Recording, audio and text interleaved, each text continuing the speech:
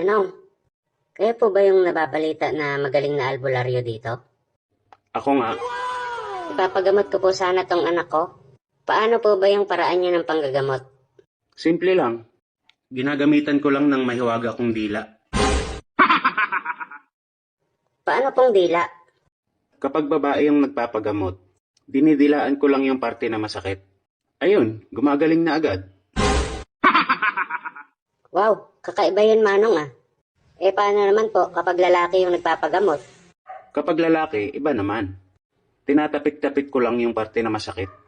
Tapos ayun, gumagaling na din agad. Wow, kakaiba yun ah. Ngayon lang ako nakakita ng ganong paraan ng panggagamot ah. Bakit hindi parehas Manong? Siyempre naman, sa akin ka lang makakakita ng ganong klase ng panggagamot. Siya ba yung ipagagamot mo? Opo Manong.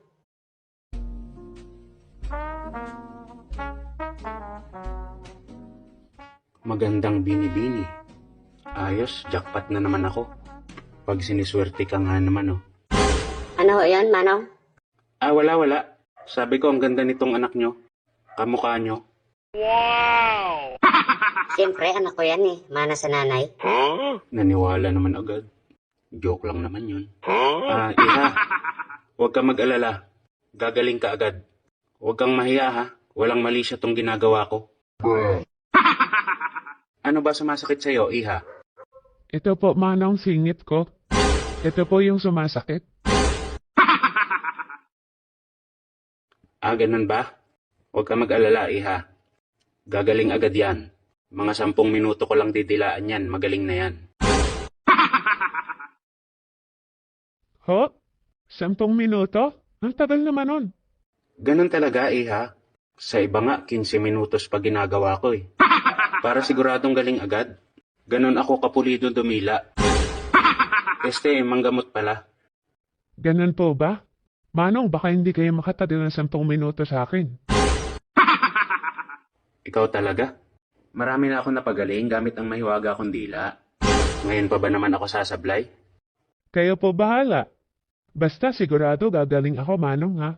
Sigurado yan. 100%. Bakit nga pala sumasakit yan singit mo? Nakakahiya po sabihin eh. Ano ka ba, Iha? Okay lang yan. Tayo-tayo lang naman ang nandito eh.